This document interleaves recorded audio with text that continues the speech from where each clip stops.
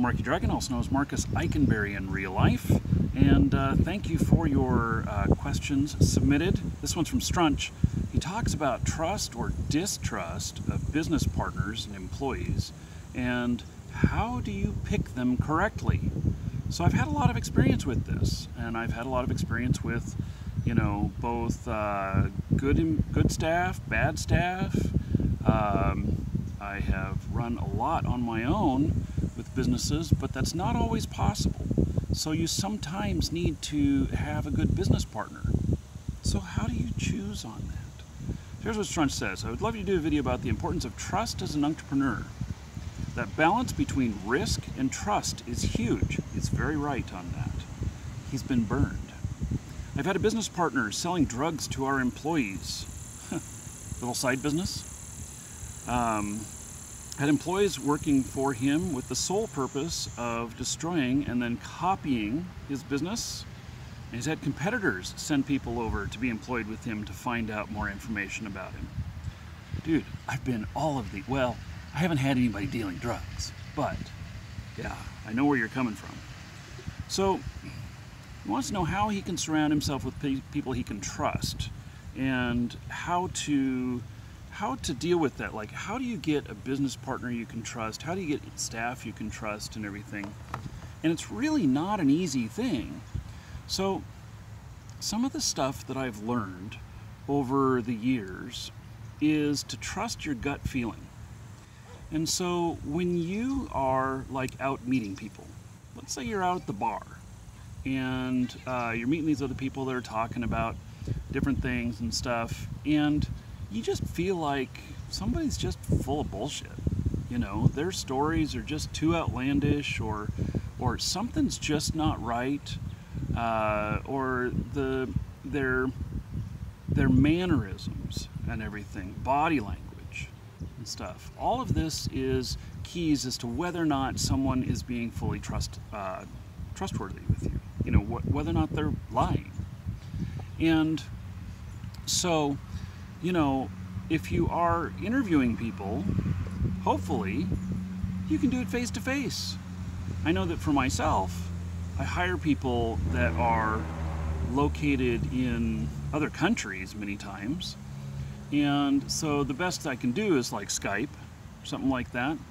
And there are many measurements of this, including that distrust everybody until they have earned your trust.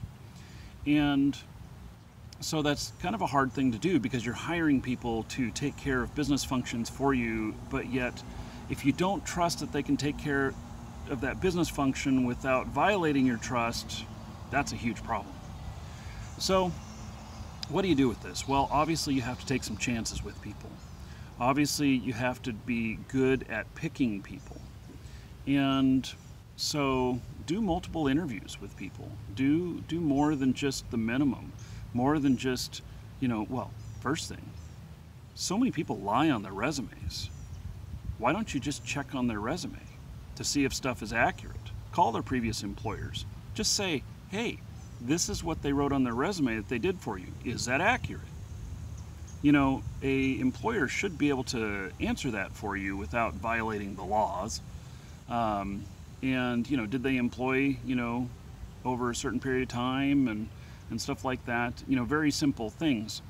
And if they choose not to answer, that would be a red flag.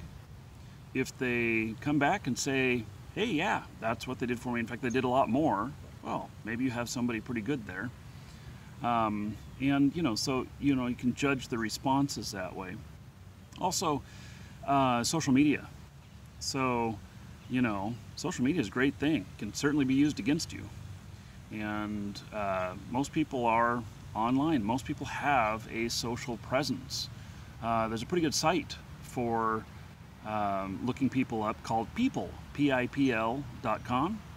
I have no affiliation with them or anything, but it is a site that has a lot of social information on people. You put in an email address, or you put in a name and a city and state, and see what it comes up with.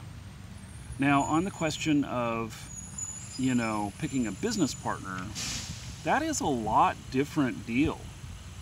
So you may pick a business partner based more upon trust than upon whatever their credentials are. And so I've done it both ways. I mean, I've worked with people that that had the credentials and turned out to be asshats, and I've worked with people who didn't have the credentials but were very trustworthy, and I could trust them to do anything.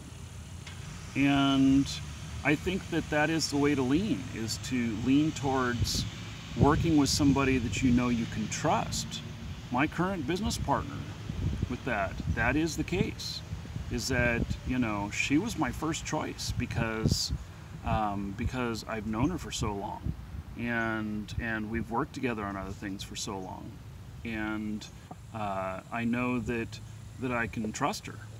And other things can be learned. Trust isn't learned. Trust is a lifestyle. So, you know, if you're honest, that's part of your lifestyle. If you're dishonest, that's part of your lifestyle. And can you teach a dishonest person to be honest when they have the skill set you're looking for?